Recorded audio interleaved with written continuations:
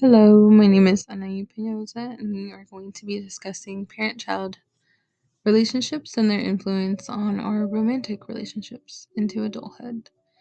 Just to get some background, we're going to go back to the 1930s and meet a psychologist by the name of John Bowlby. He was one of the first to explore the inner workings of attachment behaviors when he was influenced by Konrad Lorenz's work of animal imprinting. He conducted his own research in the 1960s, where he found similarities between the bond an animal makes and the attachment an infant has to their mother. Bowlby was able to recognize an evolutionary basis of needs and emphasized how there was a critical period in which those needs needed to be met in order to avoid any negative outcomes. So much so that Bowlby went to inspire a developmental psychologist by the name of Mary Ainsworth. She took Bowlby's findings and conducted her own studies. She found that through her study, the strange situation where she took a mother and her infant and a stranger in a controlled observation, that she was able to find and determine a child's attachment behavior and style. Ainsworth was successful, and from that study, she came to find and identify 4 different attachment styles.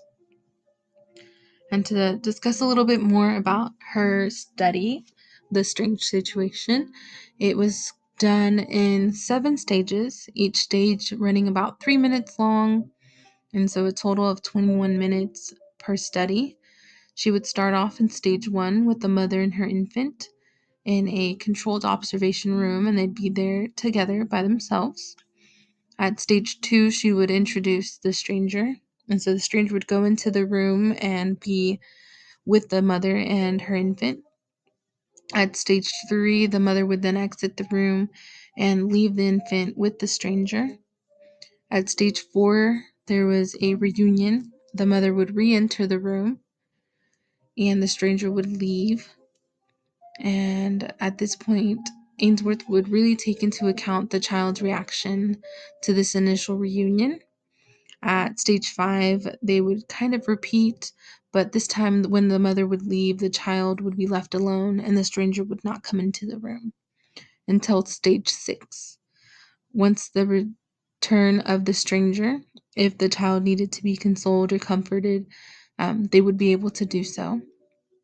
And at the very final level, stage 7 or stage, the mother would then return and the child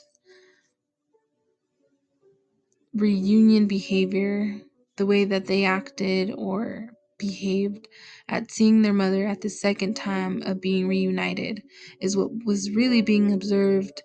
And from that, Ainsworth was able to identify their attachment style. And so there was 4 main attachment styles that were identified and found through this study. Those 4 being the secure attachment, the insecure avoidant attachment, the insecure resistant attachment, and the disorganized attachment. And we're going to talk about more on what these look like and how they were observed in childhood and how you might see them be reflected in adulthood. So we're going to start with the secure attachment. It is someone who has a healthy and balanced relationship with comfort of both emotional closeness and independence. As a child, that can be seen as someone who has a secure base with their caregiver or their mother to explore. They might seem a little distressed when their caregiver leaves and then happy at the reunion of their caregiver. In adulthood, that reflects as someone who is trusting and has clear communication skills and has a healthy conflict resolution. Someone who has an insecure avoidant attachment may have some uncomfortability with closeness, but they value the independence, and they may also just push people away. And so as a child, that may seem as a child who is independent and doesn't show any distress when their caregiver leaves, but then is avoidant at the reunion of their caregiver. As an adult, that can reflect as someone who is emotionally distant and avoiding deep connection in their romantic relationships or in their relationships with others. Someone who has an insecure, resistant attachment style craves the intimacy but fears abandonment and can be seen as clingy and needy due to feeling distressed as a child when their caregiver would leave and then having difficulty to comfort at being reunited again. And so in adulthood, those traits can reflect as someone who fears rejection and seeks validation and has intense emotional reactions. And lastly, those that have the disorganized attachment style are inconsistent, may have erratic behavior due to a mixture of resistant and avoidant patterns. Those typically would stem from trauma. And so in childhood, you could see that as a child who may fear their caregiver or have some odd behaviors towards their caregiver. And in adulthood, that goes on to become someone who has trouble with self-soothing and confusing relationship dynamics, and they might even fear connection despite the desire, the wanting of a connection. And so current research continues to support the idea that our parent-child interactions strongly influence our romantic relationships in adulthood. Those who were raised in a healthy, emotionally available, and supportive homes are more likely to develop a secure attachment style, while those that didn't get to experience the same as they grew up can fall into the other categories or the other attachment styles of insecure avoidant or insecure resistant or even the disorganized attachment style. What I find the most interesting about attachment styles and behaviors is the influence it continues to have as we grow older.